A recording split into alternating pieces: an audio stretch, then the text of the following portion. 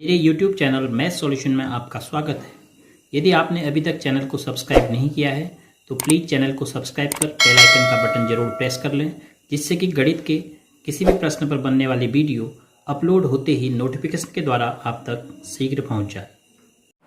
कक्षा 6 के लिए प्रश्नावली 5.3 में प्रश्न संख्या 1 है, निम्नलिखित को सुमेलित कीजिए। हमें मैचिंग करनी है कि ऋजुकोण, समकोण, न्यून कोण, अधिक कोण और प्रतिवर्ती कोण के मान इनमें से कौन से हैं। तो सबसे पहले दिया है 1/4 घूर्णन से कम। देखो अभी आपको एक वृत्त के 4 हिस्से हमने करके दिखाए थे। तो जब मैंने आपको बताया था कि संपूर्ण कोण कितने अंश का होता है 360, एक घूर्णन हो गया है, एक घूर्णन का 1/4 कितना होता है 90 अंश। उस प्रकार की आकृति आपको एक वृत्त में दिखाई भी थी। इस प्रकार की आकृति बनेगी करके, ये एक वृत्त का 1/4 भाग है। तो उसने कहा कि 1/4 घूर्णन अर्थात 90 अंश से कम। तो 90 अंश से कम के कोण को हम क्या कह रहे हैं, न्यून कोण कह रहे हैं। तो इसका हम जब मैचिंग करेंगे तो आप न्यून कोण को इस प्रकार से मैच करा देंगे कि न्यून कोण है 1/4 घूर्णन से कम। फिर उसके बाद समकोण, समकोण कितने अंश का होता है 90 अंश का। तो ठीक 1/4 घूर्णन 90 अंश हो गया। तो इसको आप समकोण को इसके साथ मैचिंग करा देंगे। फिर उसके बाद है ऋजुकोण, देख लेते हैं शुरू में ऋजुकोण इसमें से कौन सा है। ऋजुकोण कितना होता है 180 अंश। 180 अंश का मतलब घूर्णन के हिसाब से आधा घूर्णन हो गया, क्योंकि एक घूर्णन में 360 अंश, तो आधा घूर्णन 1/2 घूर्णन। तो ऋजुकोण आपको मिल गया C। तो इसका मिलान कर देंगे आप किससे, C से। फिर उसके बाद है अधिक कोण। अधिक कोण कितना होगा 1/4 से अधिक होगा और 1/2 घूर्णन से कम होगा। तो 1/4 घूर्णन और 1/2 घूर्णन के बीच में होगा, 90 अंश से अधिक 180 अंश से कम। तो ये हो गया आपका अधिक कोण। तो इसलिए इसको मिला देंगे आप E से।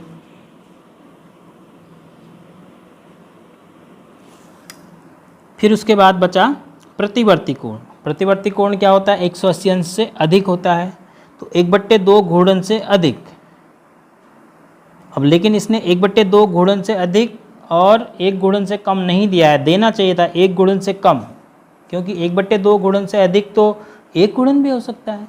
तो 1/2 घूर्णन से अधिक और 1 घूर्णन से कम, यहाँ पर तो एक पूरा या संपूर्ण घूर्णन दे दिया है, इसको तो हम संपूर्ण कोण कहेंगे। तो प्रतिवर्ती कोण को हम क्या कह सकते हैं, B वाले भाग को हम प्रतिवर्ती कोण कह सकते हैं। तो इसको हम मैच करा देंगे B से। इस प्रकार प्रश्न संख्या 1 को हम सुमेलित कर सकते हैं। अब प्रश्न संख्या 2 है, निम्न में से प्रत्येक कोण को समकोण, न्यून कोण, ऋजुकोण, अधिक कोण या प्रतिवर्ती कोण के रूप में वर्गीकृत कीजिए। मैं जैसा आपसे कह रहा था कि आकृति देख के आपको आना चाहिए, वही प्रश्न है। देखो ये आकृति दी है, अब आपको समझ में आना चाहिए कि फैलाव किस कोण का कितना है। अब ठीक 1/4 जैसा फैलाव जैसे वृत्त का चौथा हिस्सा आपको मिलता था, देखो ऐसा फैलाव आपको कहीं पर मिल रहा है, ये यहाँ पर मिल रहा है। तो ये हो गया समकोण। तो इसी आकृति में ही हम लिख देते हैं, आकृति में ही वर्गीकरण कर देते हैं, ये हो गया समकोण। अब ये फैलाव देखिए ठीक लाइन पर है, तो ये क्या हो गया ऋजुकोण। ये समकोण से अधिक लग रहा है, क्योंकि देखो समकोण ठीक इस प्रकार से बनेगा। अगर हम इसमें पटरी ऐसे भी रखेंगे, ये पटरी की लाइन ऐसे भी रखेंगे, तो पटरी के कोने पर भी देखो ये सीधी लाइन ऐसे आएगी, तो सीधी लाइन से अधिक फैलाव है। तो कितना इसका मान क्या हो गया, इसका नाम अधिक कोण 90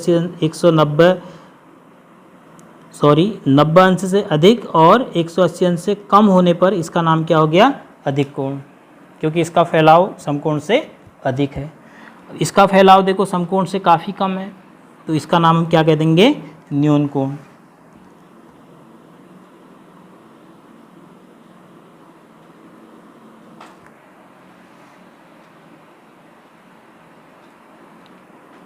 अब देखिए अगर हम इसमें एक रेखा इसके साथ पूरी करें, माना ये डॉटेड, थोड़ी देर के लिए हमें ऐसा चित्र बनाए। अब तो ब्लू में देखिए आप 180 अंश तो यहाँ से यहीं तक पूरा हो जा रहा है, तो 180 अंश से अधिक है लेकिन पूरे घूर्णन से कम है। तो इसका नाम क्या हो गया प्रतिवर्ती कोण। जो कोण ऋजुकोण से बड़ा होगा लेकिन संपूर्ण कोण से छोटा होगा उसे हम कहेंगे प्रतिवर्ती कोण। ये हो गया ऋजुकोण।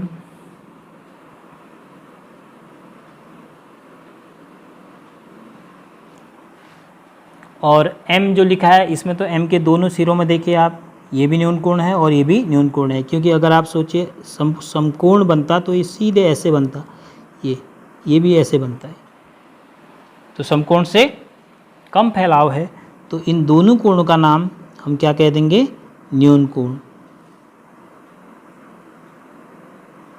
इन दोनों कोणों का नाम न्यून कोण कह दे रहे हैं, इसलिए मैंने मार्क कर दिया दोनों को।